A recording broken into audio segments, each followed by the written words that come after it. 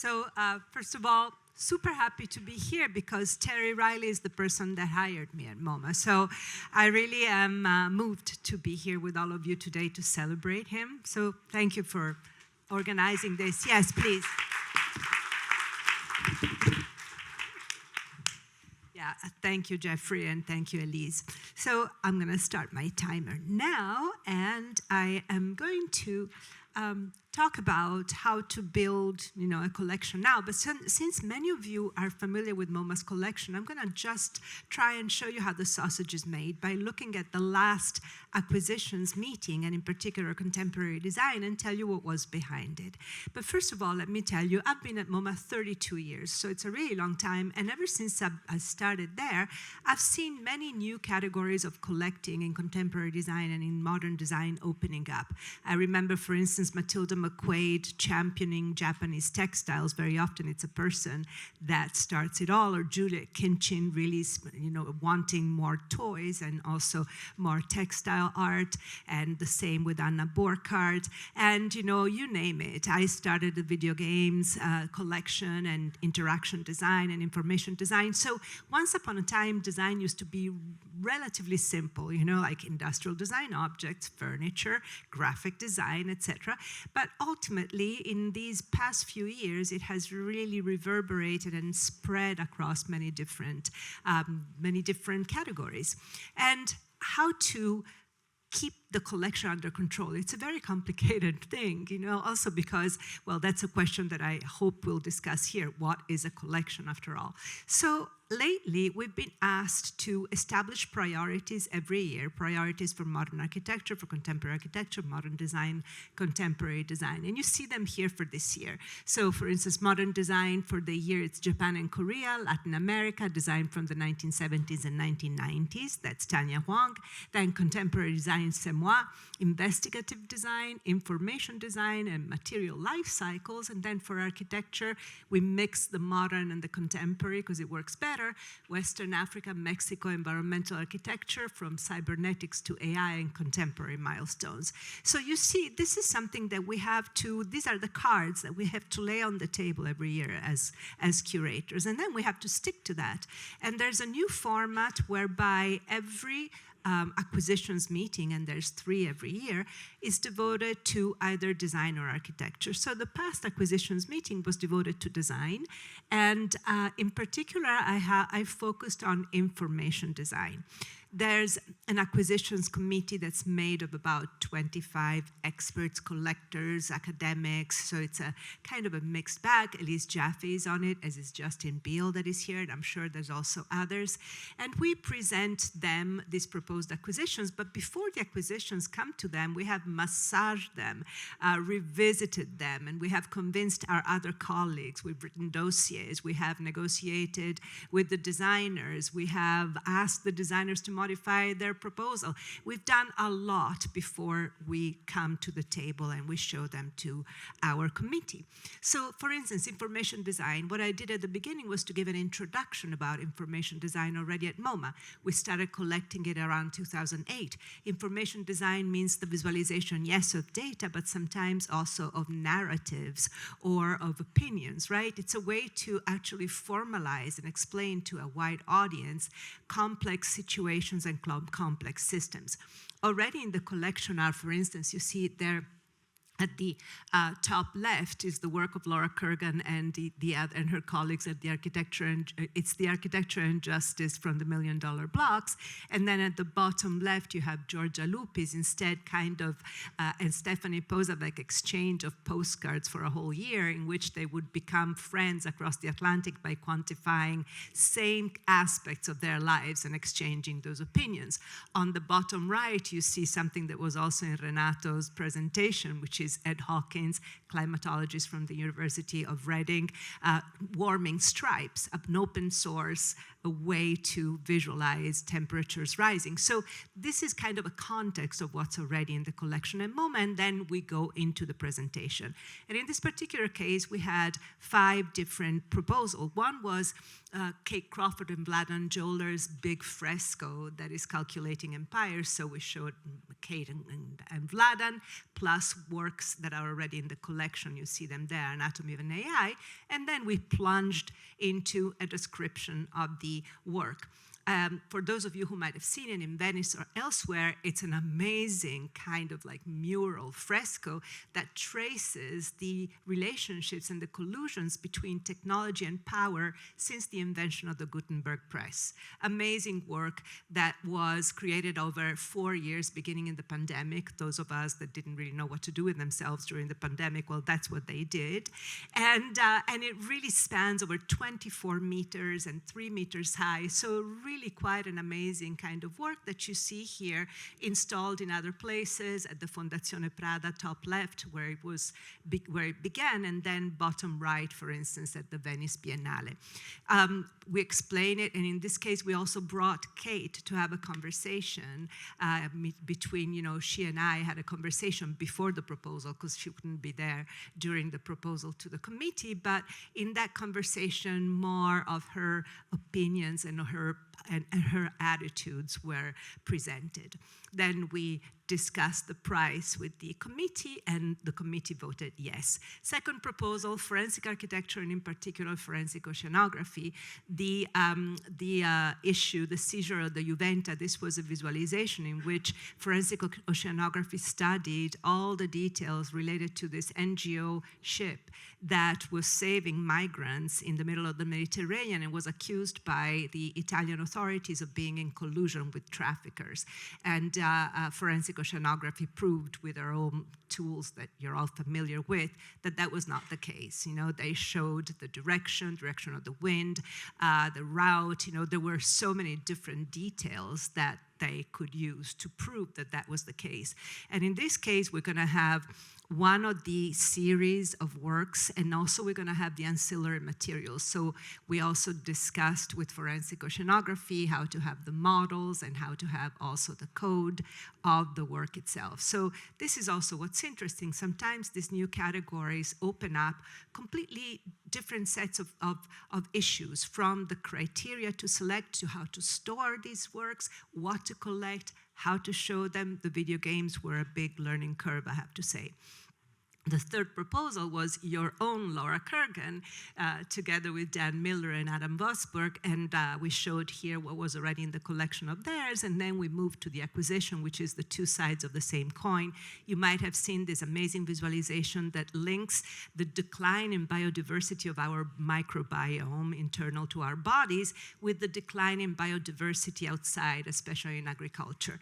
So it was a really massive data visualization. In this case, it was really data linking these two big and important dynamics in the world. You see here the 2 sides of the same coin.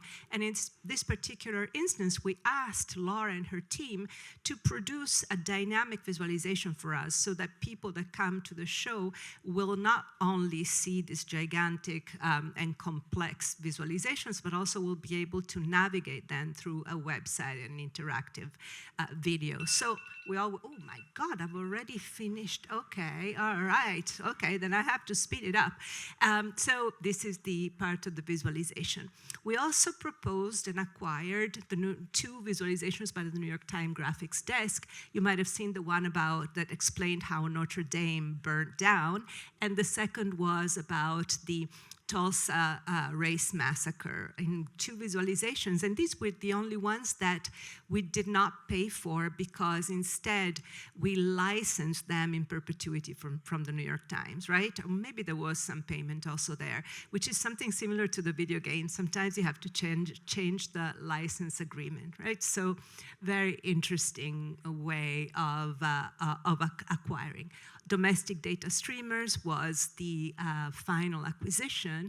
This is instead the visualization of narratives. This is a beautiful project that uses very simple AI like DALL-E 2 to visualize memories by people that were never able to record those memories. In particular, like elders. There was this woman from Barcelona whose father had been imprisoned by Franco, and so she was looking over the courtyard of the prison with her mother. You see it top left. So domestic data streamers has been going all over the world, having these kind of sessions, and also in some cases public sessions in which the memory is formed behind the interviewer and the interviewee. So really very strong and emblematic ways to talk about AI.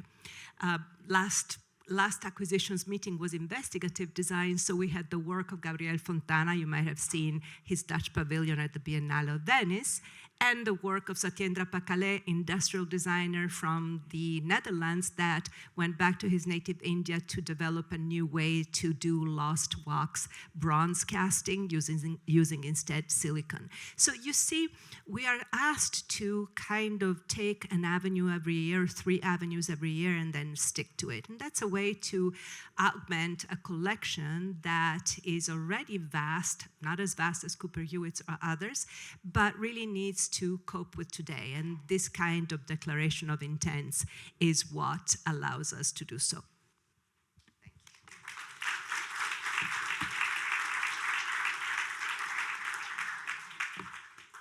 Hi, I'm Jennifer Dunlop Fletcher, Curator of Architecture and Design at the San Francisco Museum of Modern Art.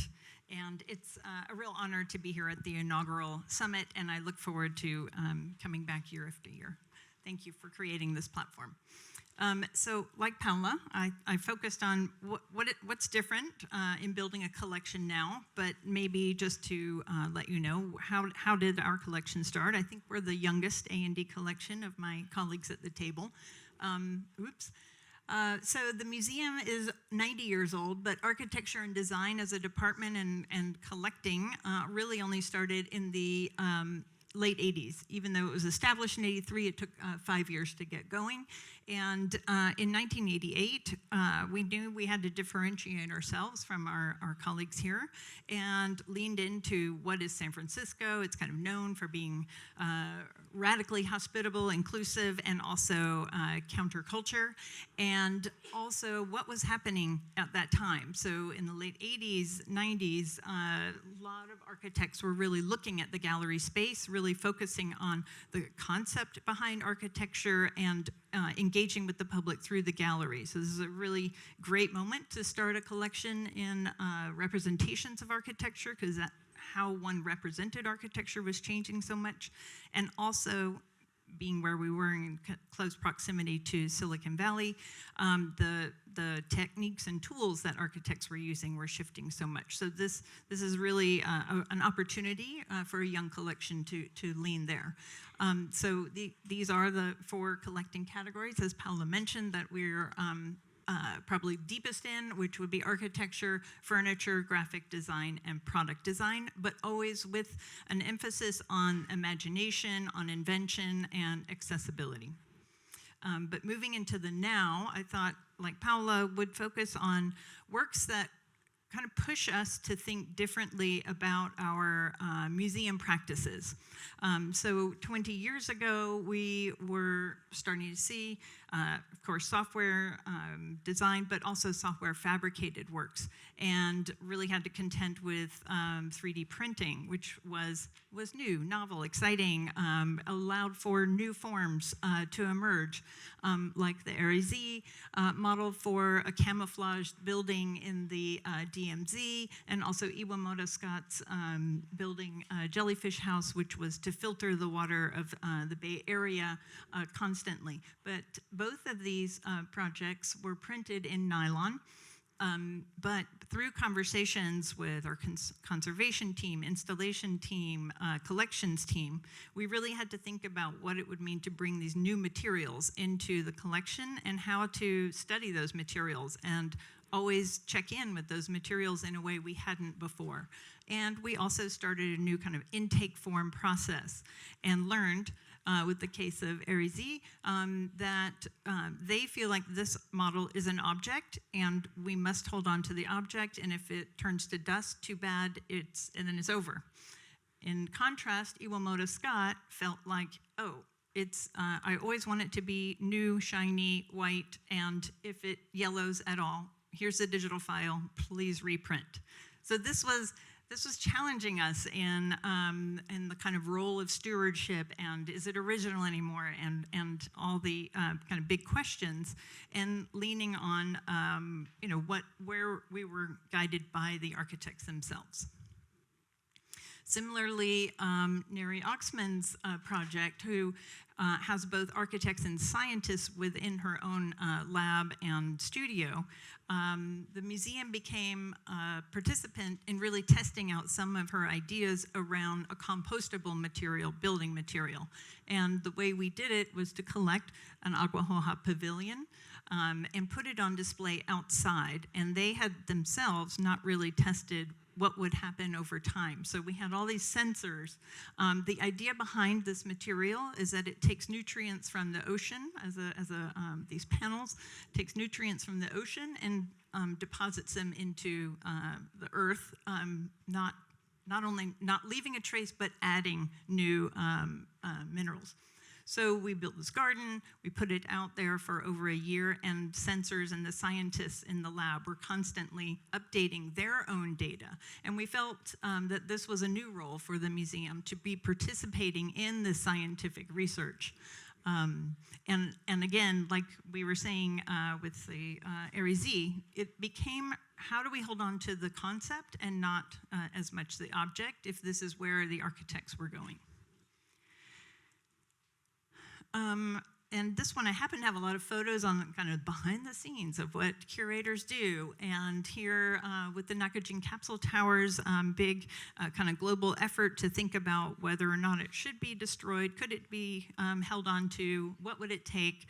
And then ultimately it was demolished, but was able to participate with the folks who were behind the conservation effort in those conversations. And then what would it look like for a museum to hold on to different aspects of it? So this was, sorry, I didn't explain what it is. An example of metabolist architecture by Kisho Kurokawa, and the idea is that each individual capsule is kind of clipped onto an infrastructural core, and that one day maybe these capsules could move from city to city, clipping onto the infrastructural core.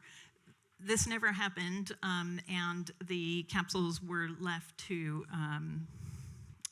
a certain state of entropy after financial backing was removed, and there was pressure on the real estate.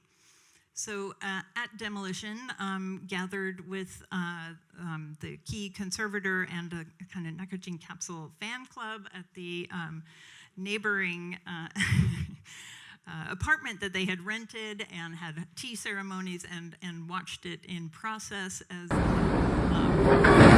destroyed. There it is. So quickly, within about half an hour, the capsule was fallen. Sorry. Then going to the warehouse, where I think less than 25 were saved, really looking at them all, looking at all the different aspects of the capsules that could be saved, the doors, the tubs, the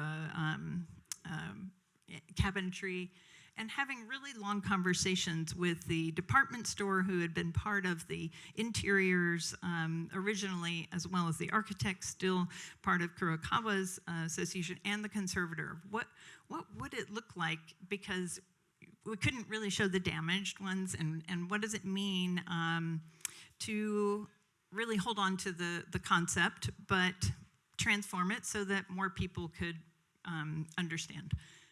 And then eventually getting it here by boat and getting a set of keys to represent that project.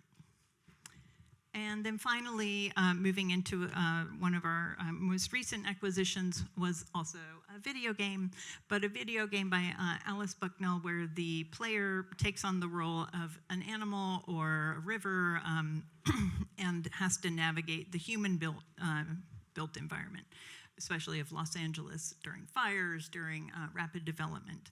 And we thought this shift in perspective was very important, but it is meant to be an interactive video game. So here, had to have open office hours, learned how many people on staff were gamers, brought them in, got them to test it, what would it mean to have this on view for 8 hours, there were people playing, and had lots of conversations with Alice. And this was just sort of part of the process of what it would take to get a work where usually we have works you can't touch or interact with, but actually build that into how we acquire it and think about stewarding it.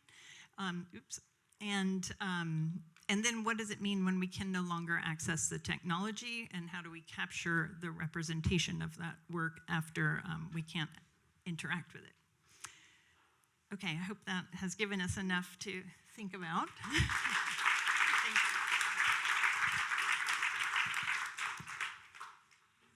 Hello everyone, I'm Stéphanie Quentin from the Centre Pompidou. So it's just been 1 year I've joined the team, and thank you so much, André and Bart, for this very kind invitation. I do feel very honored to be part of this panel.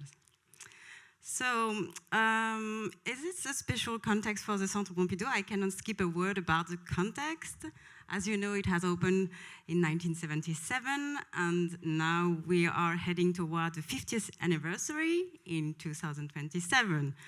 So 50 years is tough, it's kind of midlife crisis, we can say. So we're asking ourselves a lot of questions, who we were, who we are, where we're heading to, what we envision for the future. And when I was thinking about it, I thought one notion, which was very important, was multidisciplinarity. It's a key concept for the creation of the Centre Pompidou. It's really part of our DNA. Even before the opening, you know that there was a museum for the artistic collection. But there was also, we talked about this morning, the CCI, the Centre de Création Industrielle, the Industrial Design Center, which was created in 1969, but then was joined with the Centre Pompidou in 1973. And this CCI, this Industrial Prospective Design Center, was key to have a very broad view on all forms of design, on architecture, on environment, on ecology, on town planning, on design of everyday life, so a much broader view. It's really part of the intellectual legacy of the Centre Pompidou. And the exhibition, of course, the Pontus Hulten exhibition are most famous, the famous series of Paris, New York, Paris, Berlin, Berlin, Moscow. But we should also say that the exhibition of the CCI were so important for the diffusion of design and architecture. They were a catalyst. And so multidisciplinarity is so important for our institution. It's part of our cultural identity. What people do not know is that there was no collection of architecture and design at the time. There were a lot of exhibitions on architecture and design, but we have to wait till 1992, so sorry, we're the youngest, when Dominique Bozo, the then president of the Centre Pompidou, laid a major reorganization of the Centre, and he created the collection of architecture and design at the time. So this was kind of institutionalization of this multidisciplinarity, is like inscribed in the bones, in the structure of the institution. So to think about this collection now, I would like to ask the question, what is multidisciplinarity today, and how do we handle it with the collection? There is a very specific feature of our institution, is that any curator can propose an acquisition for any department. So me, as a curator for architecture, I can propose an acquisition for photography, for design, or for painting. It's totally free. So it keeps you very agile, and you have a certain porosity between the different departments of the Centre Pompidou, of the museum. I'd like, so we were asked to present a case study. So I'd like to present the case study of Paul Virilio, which was a major acquisition in 2019. So 1 year after the death of the great philosopher, we made a major acquisition from his daughter, Sophie Virilio, led by both the Department of Photography and the Department of Architecture. We all forgot maybe that Paul Virilio was a glassmaker. He was a glassmaker at the beginning. He was trained as a glassmaker, and he worked with many artists, Matisse or Braque, and transformed their design in stained glass for different churches. But he was mainly trained as a philosopher, sure. He was also a painter, and he was very much influenced by the war. He experienced himself the war during his childhood, and his whole philosophy is based on his thinking on the effect of wars on modern society, so the effect on the territory, on new technology, new forms of war on modern society, and he invented the dromology, the science of speed. He was a visionary. He really foresaw different topics, different themes that echo with the global situation of today and what's happening actually in Europe. So this acquisition was very important because it really encompasses, includes, embraces all the aspects of his work. He was also an architect. In 1963, he co-founded with Claude Parent a group of radical architecture Principe, which was a key moment in France because they were one of the rare groups to contest rationalism and functionalism in France and to propose another architecture, brutalist architecture, based on the oblique with many brutalist design. So this acquisition included more than 700 photography, archive, manuscripts, books, 250 drawings, model, early painting, even drawing. So it was a major acquisition. And what it teaches us, it's also that it's sometimes very interesting to focus more on ideas and concepts that we can relate to with the world of today, with the global situation today, than only historical fact. Let's flip the coin now. So we talk about Paul Virilio. We talk about the visible, the architect that has a fame, that is already published, that is already recognized, and is already in the books of history of architecture or intellectual history. But maybe we could look at the invisible, look at the whole picture, the collective, the whole context, the group instead of the individual. And so research is a key. We can look also not only at the architect, but at the non-architects, the ones who are not necessarily on the architecture history. So if we have a closer look, we will see in the picture Odette Ducard, who was also an incredible artist. Even though if she's not a major figure, she has been completely invisible in spite of the fact that she belonged to all the main artistic circle of the 60s, 70s. She was trained as a painter, and then she was married with a publisher called Robert Morel, and she was an artistic director, and she designed many books from the 1950s of this publishing house, Robert Morel, during 20 years. She also made a lot of objects for sacred art, and she took part in the very famous commission of the Église of the Church of the Plateau d'Assy, along with Rouault, Matisse, Braque, Lursa, and Germaine Richier. And yet she was invisible. She met Paul Virilio. She made some design for stained glass, and Paul Virilio actually made them realized them for her, for different churches in the south of France. And then she started building as an architect. She was very much inspired by the practice and the interdisciplinary practice of Paul Virilio. Even if she doesn't have the diploma of architect, she made something like 20 houses, 20 villas in the southeast of France for different commissioners, different collectioners. One of her most famous work is the summer house of Pierre Boulez, the famous composer. Pierre Boulez was also the first director of the IRCAM, so the Institute of Research for Music, which was integrated to the Centre Pompidou. So she made this house that is still preserved, and that is an amazing piece of work. So I would say the acquisitions that was made in 2025, it was just accepted last week, also includes model, sculpture, drawing, archive, books in the collection. So I would say that multidisciplinarity and interdisciplinarity lead to a collection more organic, more inclusive, and at the same time, more diverse and more unified. Thank you for your attention.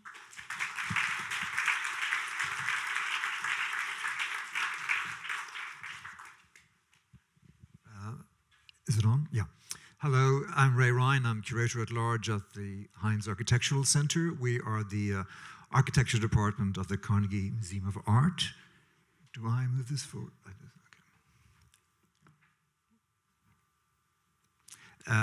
I thought as well so Bart, thank you for asking me. I think this conversation started over a beer in Hong Kong, if I remember vaguely, and thank you to Andres for hosting this fantastic event.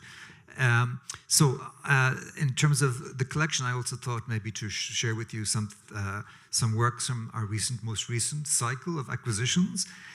In particular, the work of Tatiana Bilbao, an architect that I'm sure you're all very well aware of, and with whom we've worked now for a dozen years. On this last cycle for the Heinz Architectural Center, we also acquired many drawings by Aldo Rossi. Very strange that Aldo Rossi was not in our collection. I say that because we also have a collection of decorative arts and design, and he's obviously an architect who is in both those camps, let's say. Also work by Sauerbrück and Hutton, and photographs by the Finnish photographer Ola Kolemainen, who works closely with Sauerbrück and Hutton in Berlin. But I thought for this presentation we would maybe just look at Tatiana and the history of her history with the department. I should add before I go on that our new show that just opened is called After School. It's by Theo Isaias, our new curator, and Alyssa Velasquez, who's in our Department of Decorative Arts and Design. The catalogue just came out on Thursday. I strongly recommend it. For Tatiana, we've been thinking for a long time about trying to address issues around the domestic world and about housing. Of course, we're all very conscious of the fact how important these things are for the modern world, let's say. And so we thought to maybe challenge her and her team. I think she would insist that it's Tatiana Bilbao's studio and not just Tatiana herself. Obviously, she's a whole team of people working on the project. And so we asked them to really think about the home and the connection between domestic space and urban space. And the show was called, it closed in June, City of Rooms.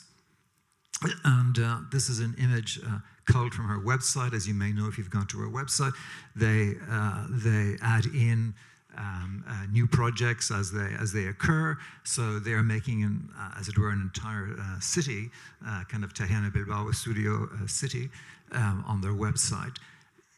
Earlier today we were talking about texts and exhibitions, and for this exhibition, except for the introductory text, which, as I was saying in some comments earlier, many people don't actually read. That's me in that exhibition. Everything else is Tatiana, so they're all her words. And you can see here, this is, from her perspective, very much resulting from all the research they've done on domestic space over now something like 15 or 20 years.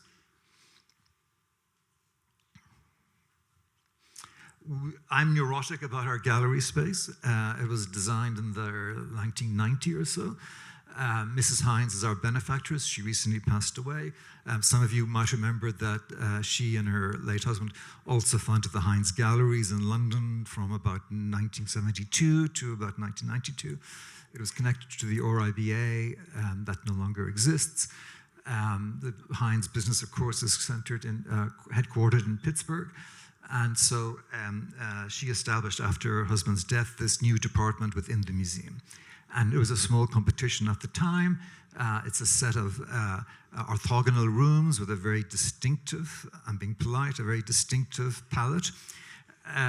For this exhibition, City of Rooms, we thought, Tatiana thought, let's take on the fact that we have this set of rooms and make each one like a mini project about her own work. So in fact, what you're looking at here are 5 main rooms. Each one has a one-to-one drawing on the floor of a new domestic or residential project, and then those dotted lines represent large tables on which there are large models. I show this here because we're currently in the process of talking to designers, so we hope to announce very soon that the space will be radically redesigned and will be closed for roughly mid-2027 to mid-2028. So watch this space, yeah, or that space. In the exhibition, each floor is one new project, as I mentioned, one-to-one drawings, and each table has a project, mostly built projects. The models are all 1:100. Of course, for architects, that's interesting. I suspect many people don't maybe recognize that.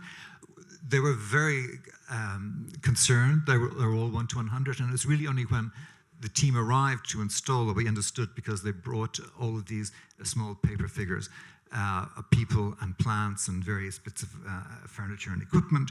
So in fact, they could spend almost 2 weeks installing, sticking in, gluing in these small bits of paper. It's an entire exercise in itself.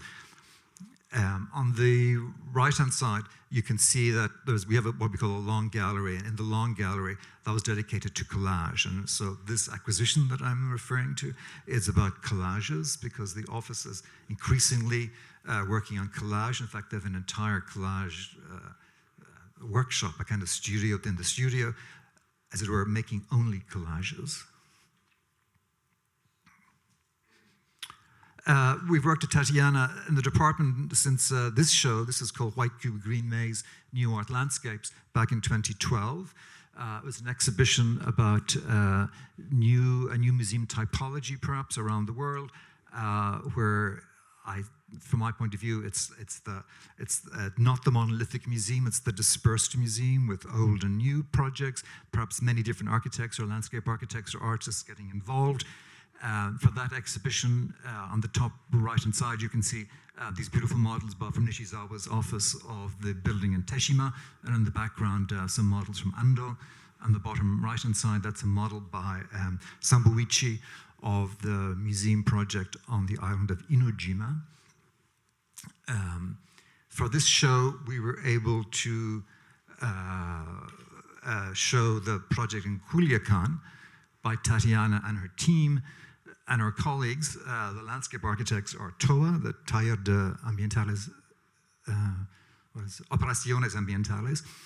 And so this is the installation in 2012 in Pittsburgh. It went to Yale afterwards, to the School of Architecture. On the right-hand side, this is the model that we acquired then for our collection.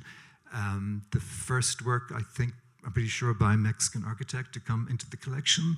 We now have several Mexican architects in the collection. It's a concrete model, but it's actually hollow, so it looks heavy, but in fact it's not that heavy.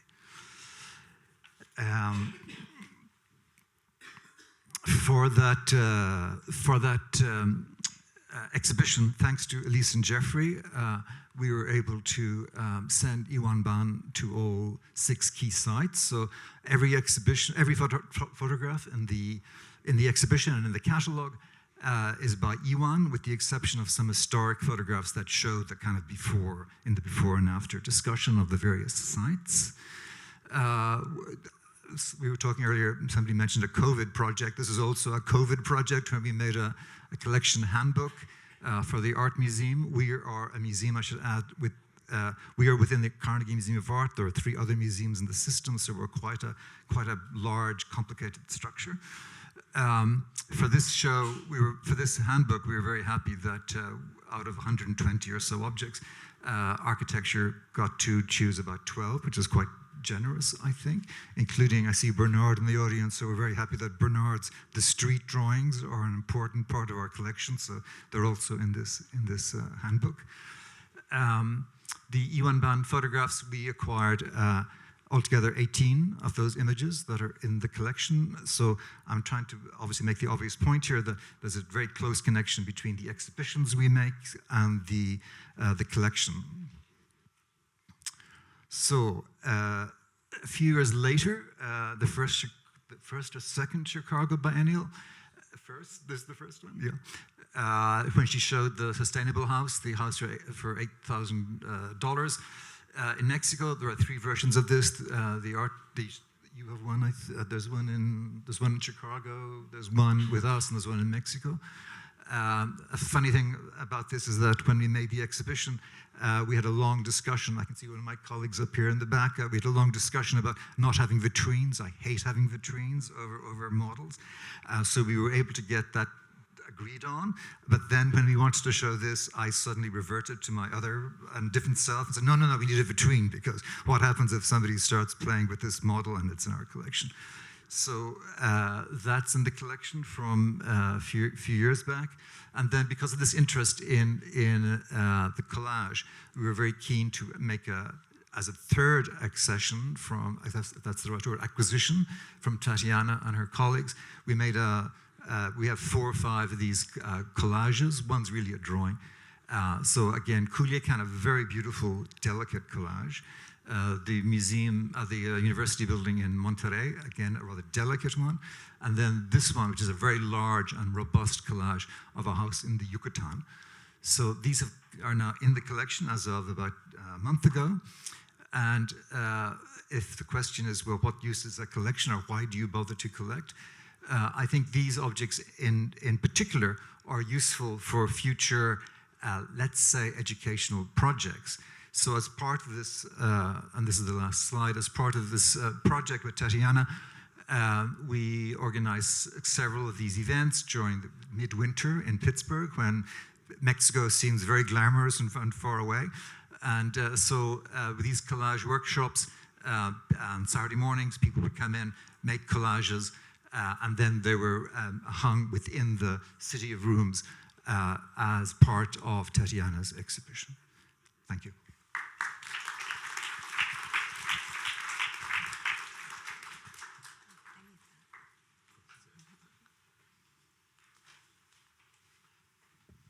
Thank you. Thank you, Andreas, Bart, and Jean. And thanks to all my colleagues who are here. It's really great to hear about everyone's work and see common threads and issues that we're working with on a daily basis. And it's very nice to be back at Avery. Since 2021, I've been chair and curator of architecture and design at the Art Institute of Chicago. And our department was founded in 1981 with a focus on architecture in the Midwest. And in about 2005, the scope broadened to include design and also to look beyond the region. And today, I'm going to kind of meander through a selection of recent acquisitions from about the past 5 years. And just to note, I'll really be limiting my examples to contemporary works. And I'm hoping that by just doing kind of rapid fire presentation of these, we'll be able to see some approaches and goals in our growth of the collection, as well as what I think is an expansive view of architecture and design. And just to note that the acquisitions are a really collaborative process, as everyone's kind of hinted at, and the works really reflect the combined expertise of my curatorial team and builds upon the work of previous curators at the department. And so just to note also, we're very fortunate to have our own dedicated collection galleries at the museum, which reopened last fall with a really terrific redesign by the architecture office, Norman Kelly. So the department's longstanding support for Chicago-based practices and projects really continues today. Let's say Studio Gang's Aqua Tower is one of the city's most iconic examples of contemporary architecture. And while we had several models of this project, I realized that we actually had no drawings. So luckily, Jeannie had a handful of really terrific ones still at the studio, which are really showing the development of the very iconic facade. I think that Cooper Hewitt has a lot of Aqua Tower drawings, actually. So while we do make a real effort to celebrate Chicago practices, we also welcome opportunities to think about Chicago as part of a global architectural network, and there's a number of ways to do this, but this is a quite nice example by a drawing architecture studio and office based in China, and this is Still Life in the Windy City, which was actually commissioned for 2 biennials ago in Chicago. It was the one led by David Brown. The biennial is the gift that keeps on giving in terms of acquisitions, I have to say, in terms of bringing outside people in who are doing projects focused on Chicago. So in this particular work, we have a really lively sequence of vignettes formatted as a scroll drawing. It's about 20 feet long. So we showed, I think, about 3 feet at a time. And it's really playfully splicing urban scenes of public life in Beijing and Chicago in this fantastic rendering. So built works can also enter into the collection via drawings and models, and we're really excited when there's poetic ways that architects engage with these more traditional forms of representation. So our Rambla Climate House drawing by Office for Political Innovation really beautifully emphasizes the connection between this house and the surrounding ecology with this really insanely forced perspective from a worm's eye view. Star Apartments by Michael Malton on the right, really well-known and celebrated project for supportive housing in Los Angeles, which provides medical and social services for formerly unhoused residents. And we collected a series of drawings, but also really loved these models of specific units at the apartment building, which are documenting the ways that residents have inhabited and decorated their new apartments. And it's really communicating how having a home is not just about safety and stability, but also about instilling a sense of dignity and identity and self-expression. So we've also been bringing in works that challenge the limits and even the violence of architectural representation. So this is a really amazing drawing by Saba Inab, a Palestinian Jordanian architect and artist. This drawing is 9 feet long, so not as long as the Drawing Architecture Studio, but I guess we like long drawings. This is a single continuous line that delineates the frontiers of Palestine that are adjacent to Egypt, Jordan, Lebanon, and Syria. So this is a composite geopolitical perspective, yet it's drawn from data culled from Google Maps. So this is a really piercing rendering of a state of longing. We also have experimental cartography as a recurring theme, seen here in ADWO's Immeasurability. I think Emmanuel's at home watching online. And so ADWO has, I think, become known for constructing architectural images from thread. And this is a speculative map that reimagines the Mid-Atlantic Ridge as a threshold, as a site of disappearance and loss of Black life, but also the emergence of Blackness as a state of being and knowing. Okay, another work in textile. Architects really like working in textiles these days. This was a commission for Jermaine Barnes's solo show that we hosted at the museum last year. For Jermaine's project, he focused on the design of 3 new columns, which were based on themes from Black experience and history. And the exhibition really created an opportunity for him to pursue some material experiments related to this project. So I'm showing you here the identity column. This design itself is intended to celebrate the Black body and beauty, and in particular hair. And he told me he wanted to make a column out of hair. So I love a good challenge. I connected him with a fiber artist named Shaniqua, who you see on the right, who collaborated with Jermaine and hand wove this 9-foot tall textile work and designed and wove a pattern that incorporates different Black hairstyles. So the collection also approaches environmental issues and climate, and in a lot of different ways. I think our department, out of the 11 departments at the museum, is really, I think we're making a very clear effort to address climate and the environment amongst all of them. So on the right, we had a recent drawing by James Wines from 2022, I think, which visualizes New York City amidst climate ruin in the year 2050. So we have a number of drawings by James Wines from the 70s, 80s, and 90s, but it's really nice to show a full trajectory of someone's career and vision. And on the left, maybe kind of an odd selection, but I'm really proud of this one. Michael Wang, I think Michael's teaching here now, so you're all familiar with his amazing practice.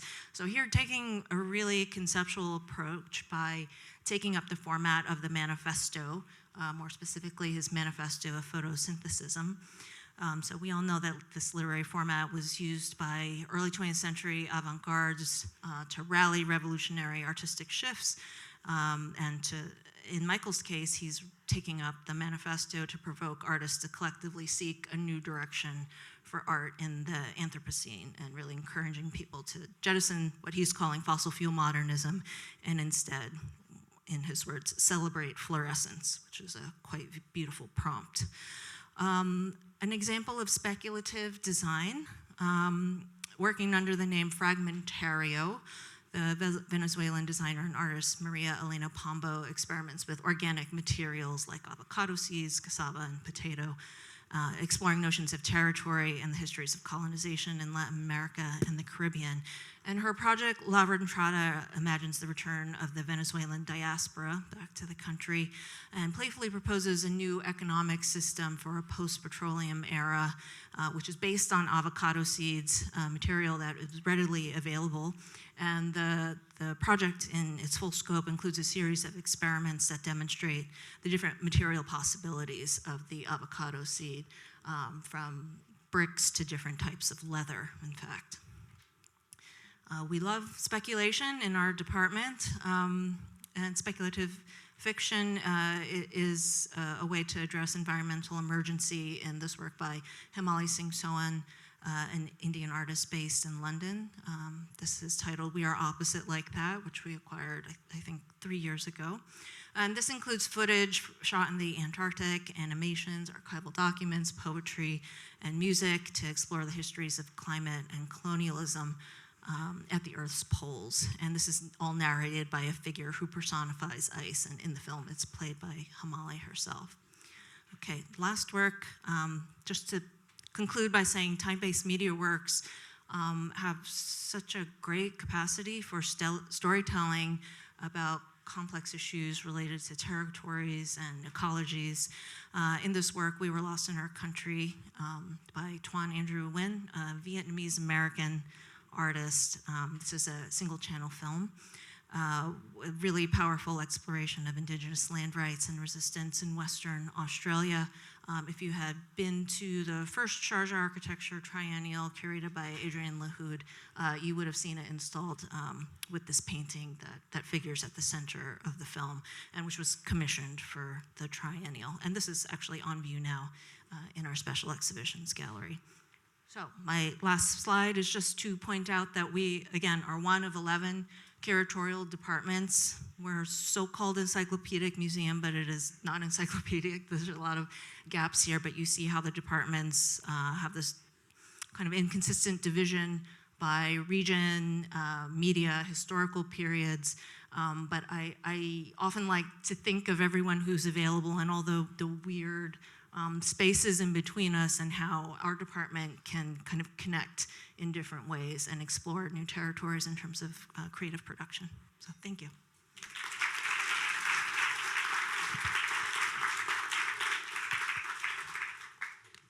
Hi. Well, thank you very much to all of you for these presentations.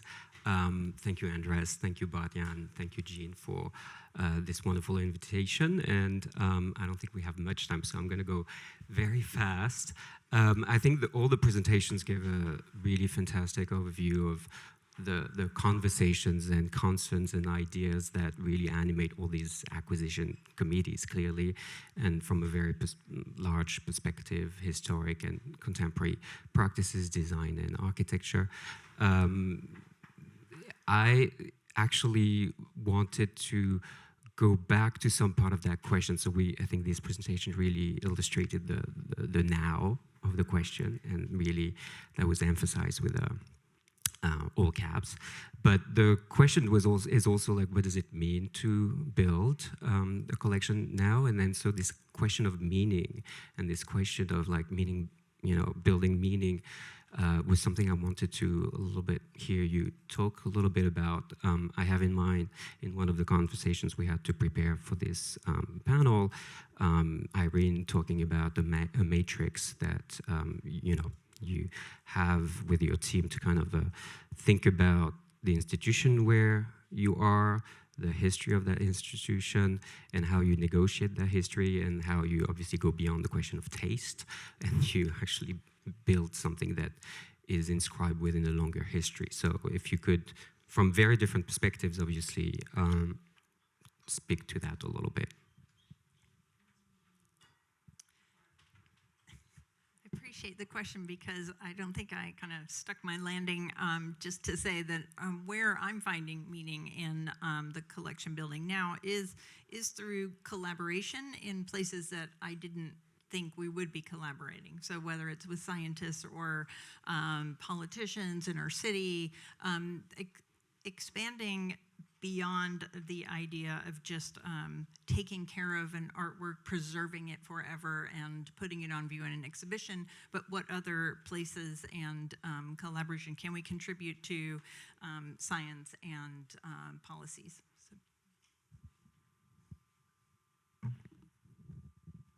Since you tagged me, Charles, I'll just also tag Paola that it was nice to see you give this super clear overview of the strategy, because what Charles is referencing is that I said to him, we typically, when we talk about acquisitions in the collection, I like to remind my team, historical architecture, contemporary architecture, historical design, contemporary design, so we don't just get focused on one corner of things and kind of inflate in a certain way, and just keeping really balanced perspective and being responsible to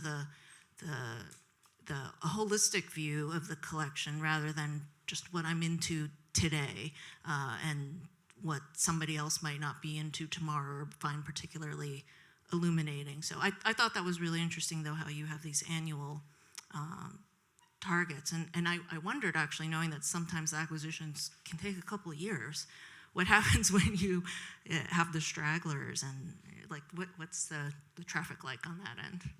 We don't really take a couple of years. I mean, it happens. I mean, sometimes it happens, but we always build a little bit of margins. Like, you know, there are collection opportunities. We have that kind of, you know, miscellanea.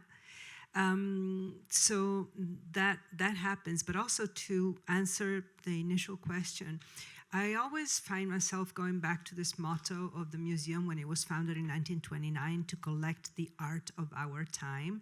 And I use that as an excuse to explode, like everybody else here did, the concept of architecture and design that existed before. You know, some of the acquisitions, not only mine, but my colleagues, you know, I remember when Pedro Gadagno used to acquire a lot of performance-based architecture, or right now what Evangelos and Paola are collecting that is related to cybernetics and to the body. I mean, definitely this idea of the art of our time enables us all to really go into territories that previously were not considered architecture and design. And it took a while to explain it to other colleagues, you know. But then it became instead a very fertile collaboration. Like, you know, I often find myself going to Stuart Comer in Media and Performance and asking for his alliance and support for acquisitions that I want to make. So it's great. I like what you're saying, that the architecture and design department can be considered the bridge, or sometimes I think the zero positive blood group, you know, the universal donor. So I think that the importance of our discipline will grow more and more, also because of the grasp and the grip that they have on the public. Because I believe that even though people might come to take their vitamins of Matisse and Picasso, once they stumble upon our shows, they find really themselves and the future. I do believe also in the collective work. I take the example of the female artists of the Women in Art History. There was this permanent exhibition called Elle in the Centre Pompidou that was seminal in 2011, and we all agree today, the whole team of the 22 curators, that now it's part of our practice. We don't even ask ourselves questions. It has really disseminated in the whole team. Just two very brief comments. One is maybe to distinguish between the archive and the collection. Often people think that we, for example, collect archives. We don't collect archives. That means that everything we collect should have value in itself, let's say. It's not referring to something else. And at the same time, in our museum, there are technically 5 departments, but we are being de-siloized, so I'm not even sure if we can even use the word department anymore. The hope is that, and of course MoMA has been also in this area, is that as time goes on, objects from our collection, and we used to call it permanent collection, but we've dropped the word permanent from this title, right? So from the collection should be, in principle, exhibitable throughout the museum. So in principle, you might walk past a de Kooning and then find Tatiana Bilbao, for example. Thank you. I want to dig deeper a little bit on this and on strategies that are actually put in place by your institutions, because I feel like, if MoMA is, collecting the art of our time, I'm sure you want the people of our time to meet the art of our time. So how, these collections, obviously a large amount very quickly end up in storage, but how do you avoid that? How, through exhibitions, you mentioned biennials, do you still, because sometimes I know some of you have like dedicated galleries, but not everyone. So what kind of strategies or tactical moves you make in order to make sure that the collection really meets an audience when it is about the now? We have a pretty great track record in our department. For some reason, maybe because we know what we want, because we already have a place, sometimes we think about exhibitions that we want to have. And also we take advantage of any kind of interstitial space, there are some public spaces that are always looking for possibilities. So we're very good in our department. And usually, really, we show what we have just acquired. Okay, in 100 square feet, we have 100 works in our collection. So sometimes numbers are skewed. If we're exhibiting flatware, wow, we can already put 100 works on view. I don't think it's necessarily a bad thing if something's in storage, though. I think that's an aspect of what we are doing, and it doesn't mean it would be wrong to not continue to collect. Yes, the goal would be to have as much on view as possible, but also not to, we have to be responsible in how we show it too. So if really it takes a whole room to show just one work, then that's, I think that's okay. I will use a joker card since we're closed, so I use my joker. Okay. I would just add another aspect to our hopes for the collection, which is that, in principle, we would love our works to go out to other institutions for other exhibitions, right? This is quite a complicated discussion. Often it takes much longer than other institutions imagine. But as part of the acquisition of all these objects, it would be wonderful that they have lives beyond the walls of, in this case, the Carnegie Museum. And also, to Jennifer's point about it not always just being about being on view, these are research resources as well, so they're actually, in my mind, intended for perhaps future scholarship. It's not just about being in the gallery. Though I will say when we redesigned our collection galleries, there was an intention to have a little bit of flex space where we could just quickly put something on view, which in museum time is like in a year rather than 3 years. But we did have that in mind when we were thinking about the layout and just the rhythm of spaces and also the types of objects that we had been collecting. And of course, I think we're all dreaming to have the Biennale storehouse, right? For those of you who haven't been, it's amazing, right? That would be a dream. Do we have time for, so maybe 1 or 2 questions?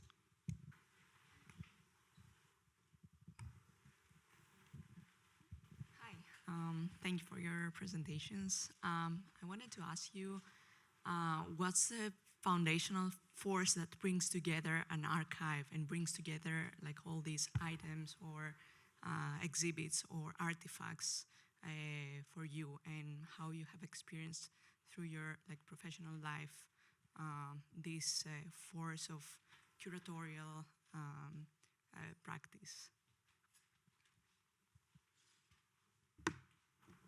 kind of interesting for the case of the Centre Pompidou, no? And also the government. The government? Well, the Sorry. FRAC collections, I was thinking. The- The Fonds Régionaux. Oh, yeah. Yeah, there's of course an agenda behind the Centre Pompidou connected also to other policy in France to show modern creation, all the different form of creation. And we have a different, in comparison to America, we are a public structure. So we're 100% public institution with I wouldn't say 100%, but let's say 90% public fundings. So we have like a duty to show these works and to show these all forms of creation to the audience. And I've always loved it because they have amazing collections. I've always been jealous of the collection of architectural models, for instance, that, and instead, so in that case, it's really about people, curators, and the government together. In our case, it really is a history. If you look at the history of the collection, it's a history of idea and a history of people that also had fights, that thought twice about what was done before, and it's really what pulls it all together ultimately is individuals and priorities at different times. So it's a history that is almost like a biography, don't you think? Yes. Yeah. And it gets reshaped with each curator, but not radically different. No. It's expanded. Yeah, thinking about Terry, for instance, he was really about collecting architectural process and also commissioning. And, we talked about fabrications. It was about these structures that were built in the garden of the museum. So it's individuals.